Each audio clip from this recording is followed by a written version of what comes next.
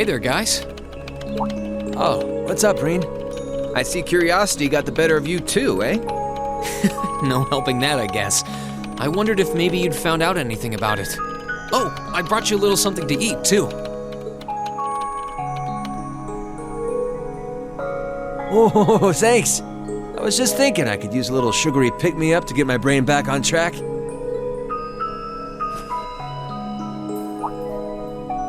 Oh, this is one tasty-looking apple pie. Oh, thanks. I'm feeling all fired up now.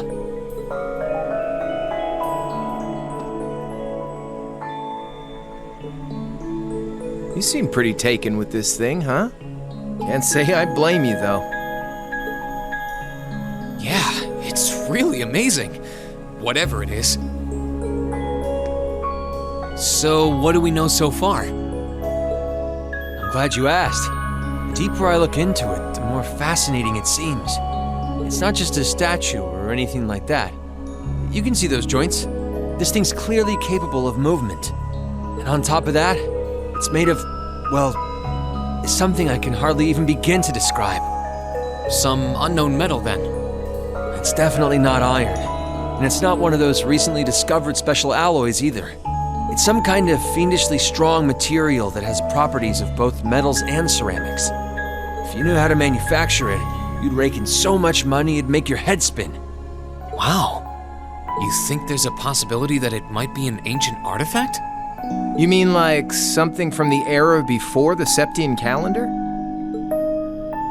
I can't rule out the possibility, but in this case, my gut's telling me no. Artifacts are like black boxes. Not only do we not know what they're made from, we don't even know how they were made.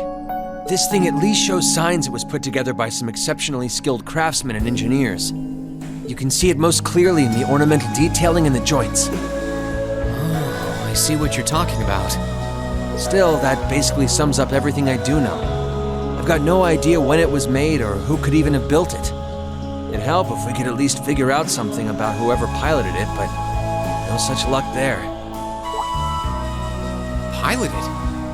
You telling me someone's actually supposed to crawl inside this thing? Well, the measurements I've taken seem to indicate a hollow area in the chest.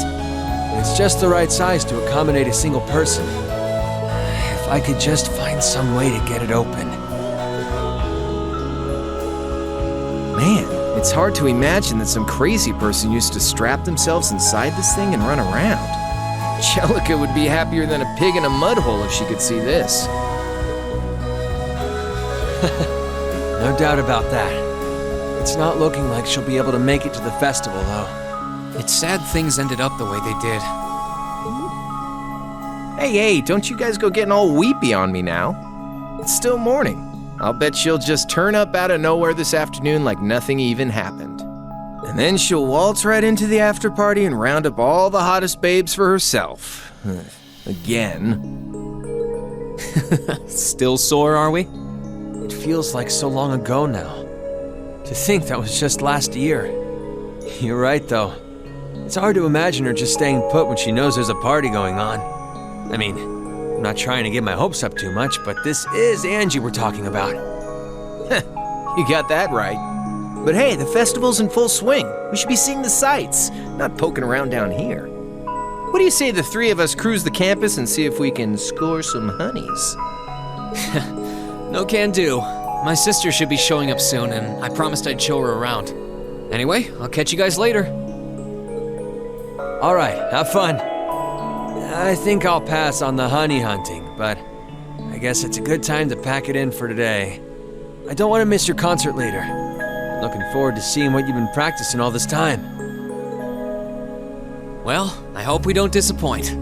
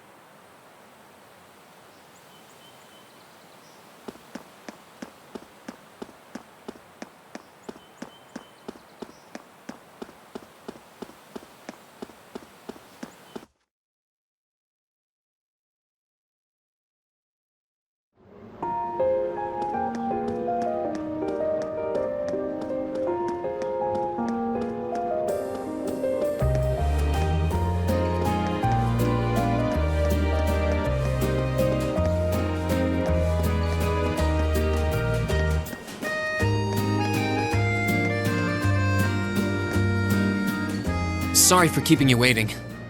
Oh, Rean. Is something the matter? You look awfully tired. Did something happen? You can tell, huh? I was running all over yesterday. Mainly rehearsals for our concert today and some other tests last night. Tests? During the festival? My, they certainly don't go easy on you here. Maybe you should go get some rest. You have your concert coming up this afternoon after all.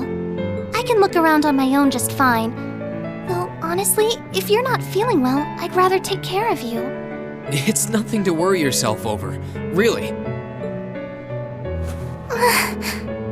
Nah, I got enough sleep last night to keep me going strong today. If I tried to rest now, it might actually sap my energy. Besides, you came all the way out from Heimdall to visit. I'd rather spend the day with you instead. I can only hang out till noon, though. After that, we've got our final prep for the concert. Rean. Well, if you insist. If you want to keep me company that much, I'd be happy to oblige. What should we see first, then? Oh, maybe we can start with Class 2's indoor garden. How's that sound? We walked around the academy together, and I showed her all of the different attractions on display.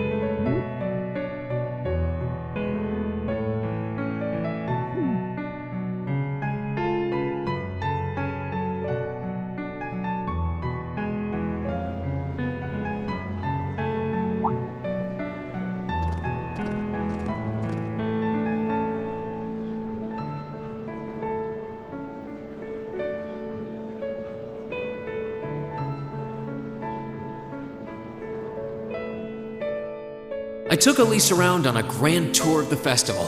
We stopped by all the big class attractions, bumped into a lot of my classmates and their families, and even ran into instructor Sarah and a couple second years.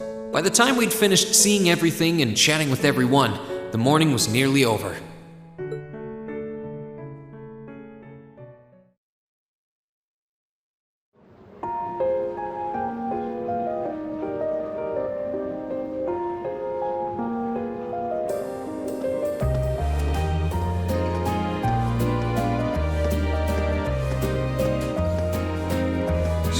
Schwarzer? Patrick? Oh, looks like Celestine's out enjoying the festivities too. I believe you are a son of the High Arms family? Lady Elise, you're looking simply splendid today. I was hoping you might be able to make it. How utterly heartless of you to not tell me she'd be visiting. Is that any way to treat your bosom buddy? Your dear friend? Sorry, wait. When did we become dear friends? A good day to you, Master Rean. And you must be his younger sister, who I've heard so much about. It's a pleasure to meet you. I'm Elise Schwarzer. It's good to see you well, Lord Patrick. Please, please, there's no need for such formalities between us. Just call me Patrick. Ah, I know. Why don't we take this opportunity to stroll the campus together?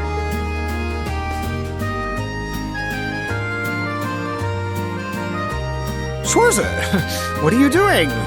What problem could you possibly have with my taking this chance to foster good relations between our families?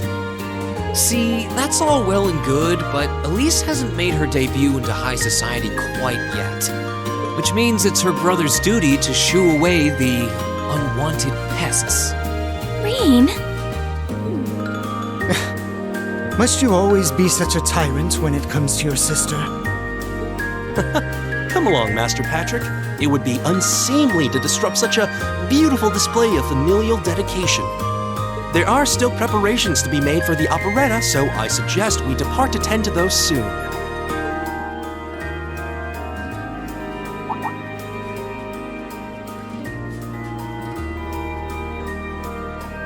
A bell? Oh, that's the noon chime. Was it really that late already? I suppose I must turn away empty-handed for now. But I hope you're prepared, Schwarzer. When this day is over, we'll know without a doubt which of our classes is the greater. Oh, I already know, but I guess you're about to find out. Looking forward to seeing your A-game. I think you overestimate your chances. Victory is as good as mine. I hope you'll be dazzled by my spectacular stage presence, Lady Elise. And assuming you'll be attending the after-party this evening, it would be my pleasure to share a dance with... Master Patrick, I suggest we hurry to the auditorium. Your classmates are waiting for you. If you'll excuse us, Master Rean, Lady Elise.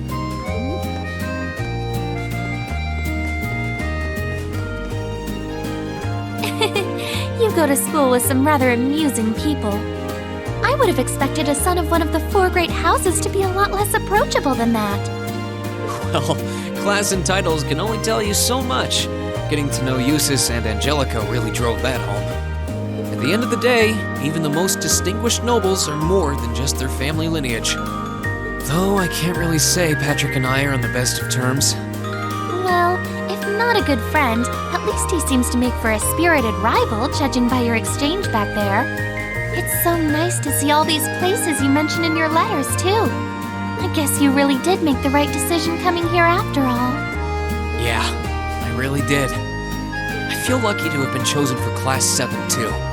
They can be an odd bunch, but I couldn't imagine my life without them now. Thank you so much for showing me around. I wish we could spend longer together, but I know you're busy this afternoon. I'll be fine wandering around by myself for a few hours, so go on and start getting ready for your concert. I'm really sorry to have to leave you flying solo. And maybe a little nervous now. How many other well-heeled nobles are going to crawl out of the woodwork to escort you around the festival? I appreciate your concern, but I'm not a child anymore, you know? Tee-hee. The two of you really are the portrait of sibling affection. What? I know that voice anywhere.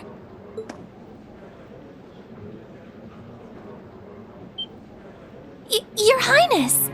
And Prince Oliver, too. Good afternoon, Your Highness.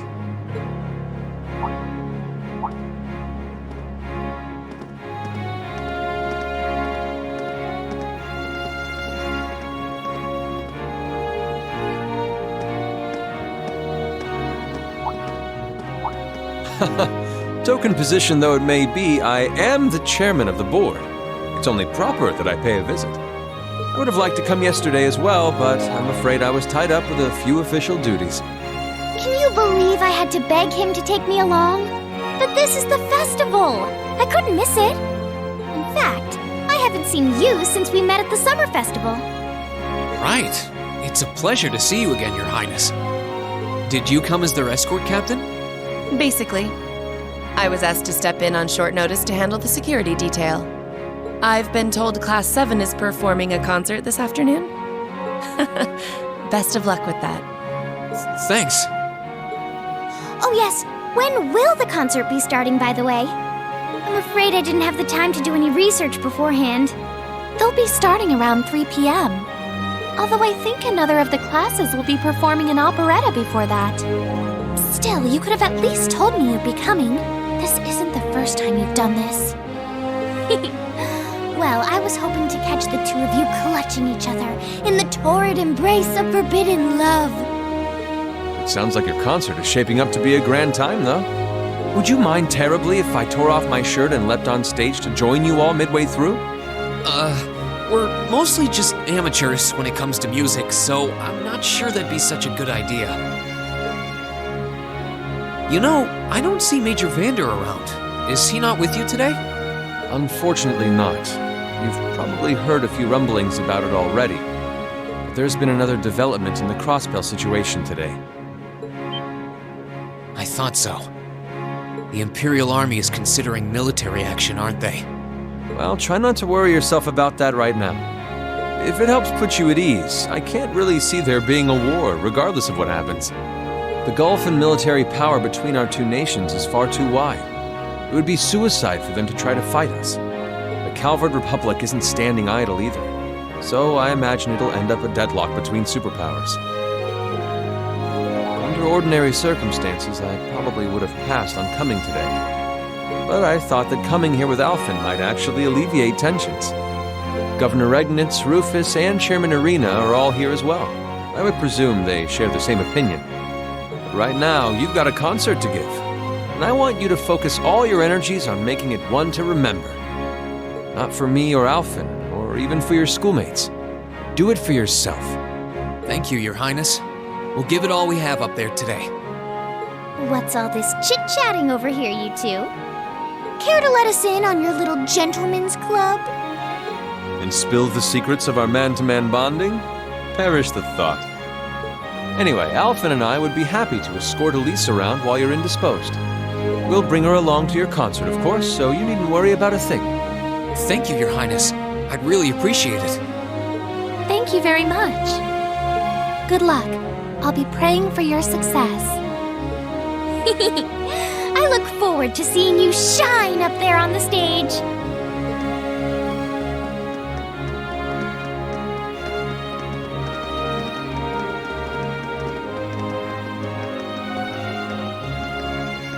Okay, I guess I should head over to the auditorium now. We have to take care of some last-minute preparations, and I suppose I should catch Class 1's operetta, too.